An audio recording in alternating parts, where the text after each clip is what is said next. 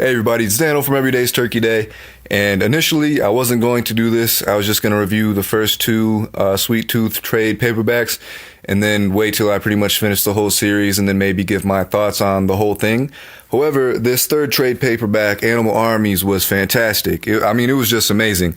So I figured, all right, I'll do one more, put it out there, see what people think, and then probably review the whole series afterwards. So, spoiler warning, even though I'm guessing most of the people out there, if you're listening to this, you've probably either read the whole series and you're just looking maybe for other opinions, or you're pretty much in it for the long haul anyways. So anyways, as you know, in the second one, we get a lot of the backstory of Jeopard and how he's basically tricked by Abbott and the militia, and they took him captive. And, pretty much he had to break out and his wife was dead. So once he got kicked out of the camp, Abbott told him that, if you get us a hybrid, we'll give you your wife's corpse back. So did it. That's why he brought Gus, or Sweet Tooth, to the camp, got his, wife's bones, and then buried it on the farm. And then at the end of the second trade paperback, in captivity, at the end, he goes back to the hotel with where the two women are at, and it's pretty much, all right, fuck that. I'm going to go back to the militia camp and kill everybody. And that's pretty much where it left off. So in this third trade paperback, Animal Armies, it pretty much starts right after that. And I'll try not to give too much away, as like I said, if anybody out there hasn't read the third one yet and is pretty much just trying to get an idea of what happens without getting it spoiled, I'll leave some stuff in there, and a lot of the big stuff I'll leave out.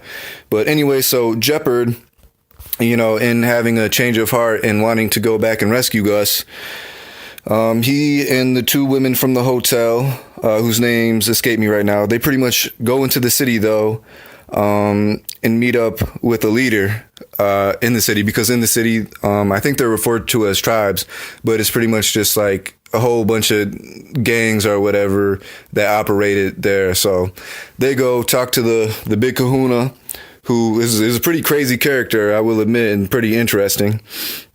But Jeopard pretty much tells him, hey, I know you guys want hybrids. I know where they have a bunch of hybrids at.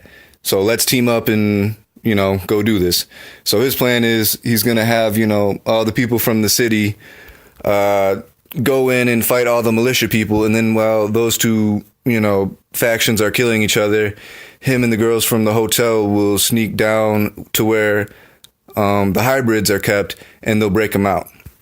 So while that's happening, Dr. Singh and Abbott go to Gus's old house, and you learn something about Gus and his father and his father's past.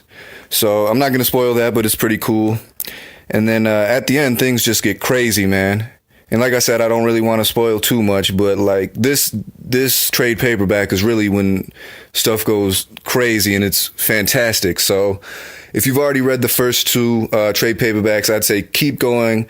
This is by far the best one so far that I've read, and I give it a 5 out of 5. It's amazing. So I'm really excited to finish out this series, as there's about 3 more trade paperbacks left.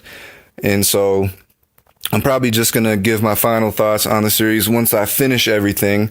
However, if the trades leading up to the last one are just as good as this one, or even better, I don't know. I might do a couple more reviews. But anyways, Animal Armies was fantastic. If you haven't read this series, you need to. If you only read the first two, you need to read this one as well.